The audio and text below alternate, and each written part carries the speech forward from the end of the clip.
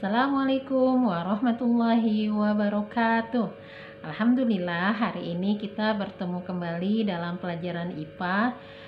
Kali ini kita belajar di subtema 3, kelainan-kelainan pada organ gerak aktif, yaitu otot, dan macam-macam kelainan pada organ gerak pasif atau tulang. Baik, sekarang kita akan bahas tentang macam-macam kelainan pada organ gerak pasif atau tulang ya. Yang pertama itu disebut dengan fraktura atau patah tulang. Nah, fraktura ini biasanya sering diakibatkan karena terjadinya kecelakaan, baik kecelakaan kendaraan ataupun kecelakaan akibat kita jatuh dari ketinggian. Nah, fraktura ini atau patah tulang ini digolongkan menjadi dua. Pertama ada fraktura tertutup ya. Fraktura tertutup yaitu patah tulang yang tidak sampai menembus jaringan otot atau kulit kita. Jadi tulang patah, lalu patah tapi masih di dalam otot. Jadi dia tidak sampai mengoyak kulit ataupun otot kita. Yang kedua, fraktura terbuka. Nah, fraktura terbuka ini patah tulang yang mengakibatkan robeknya otot kita atau kulit kita. Jadi patah tulang lalu dia sampai merobek menembus otot kita gitu. Nah, yang kedua kelainan pada organ gerak pasif ini adalah osteoporosis atau disebut juga dengan pengeroposan tulang ya. Jadi tulang kita itu keropos atau melapuk dia. Itu diakibatkan karena tubuh kita sudah tidak mampu lagi ya. Tubuh kita sudah tidak mampu lagi menyerap dan menggunakan kalsium dengan normal. Jadi tulang itu kan kalsium ya, dia membutuhkan kalsium. Maka ketika tubuh kita sudah tidak mampu lagi menyerap atau menggunakan kalsium dengan normal, maka yang terjadi adalah osteoporosis atau pengeroposan tulang. Nah, yang ketiga kelainan pada organ gerak pasif kita adalah fisura ya. Fisura atau tulang retak. Nah, tulang retak ini biasanya terjadi diakibatkan kecelakaan. Jadi itu 3 kelainan pada tulang kita, dimulai dengan fraktura, osteoporosis, dan fisura. Selanjutnya kelainan tulang diakibatkan karena kesalahan duduk. Jadi posisi duduk kita yang gak benar dan itu berlarut-larut hingga tahunan itu bisa menyebabkan posisi tulang kita juga menjadi salah. Jadi mengakibatkan terjadinya kelainan pada tulang kita. Yang pertama itu adalah disebut dengan lordosis. Jadi lordosis ini posisi tulang belakang kita itu melengkung ke depan ke arah lumbasis. Jadi dia melengkung ke depan sehingga kepala kita mendongak gini tuh. Jadi bengkok ke depan tulang belakang kita. Jadi akhirnya dia menarik kepala kita. Jadi kepala kita agak dongak gitu. Nah, itu lordosis ya. Maka anak-anak harus duduknya itu benar, jangan mencong-mencong ya. Nah, yang kedua itu skoliosis.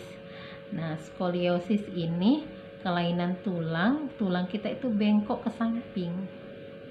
Iya, tulang belakang itu melengkung ke samping.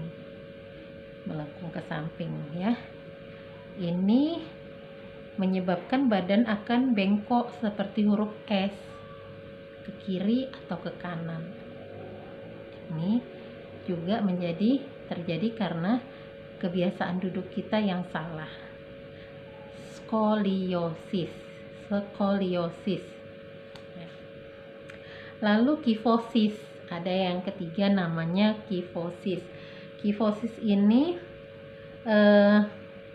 dia itu tulang karena kesalahan duduk itu sering bungkuk ya, duduknya sering bungkuk gitu, sering membungkuk, akhirnya tulang belakang kita bengkok, jadi kayak orang tua yang udah bungkuk itu.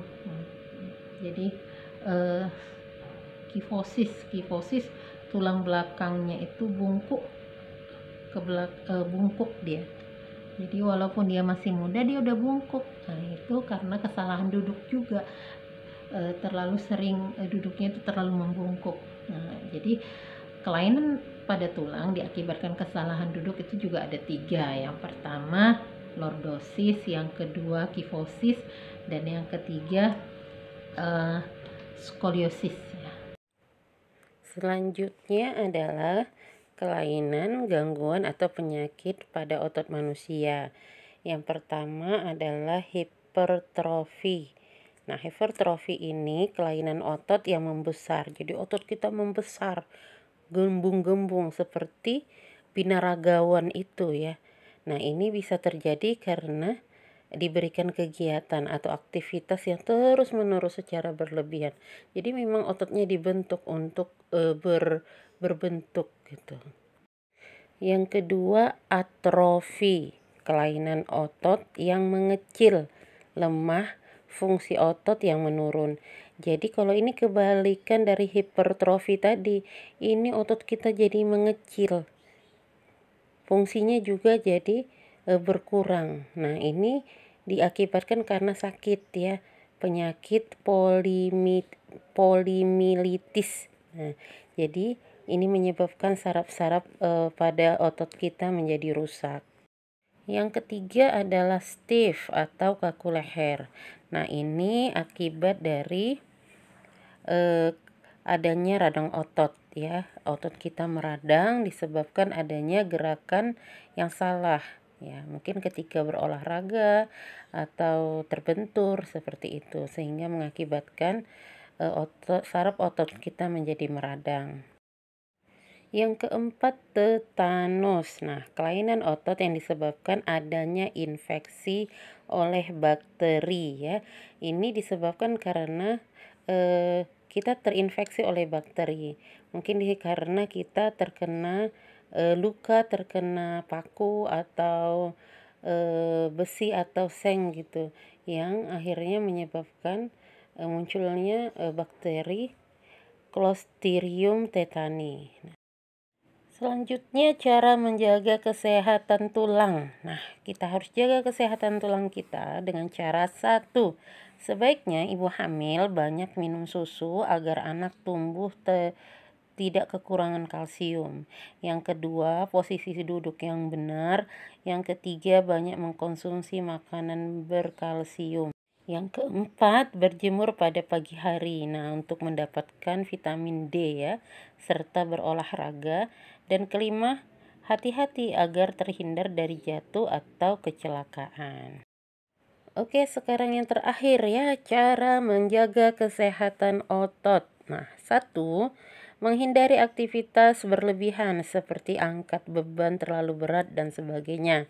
Yang kedua, lakukan peregangan terlebih dahulu sebelum kamu berolahraga. Yang ketiga, melakukan latihan yang rutin ya. Yang keempat, minum yang cukup dan makan makanan yang bergizi.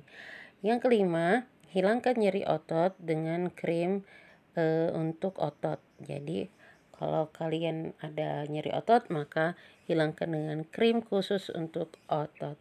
Oke, demikian itu cara untuk menjaga kesehatan otot kita.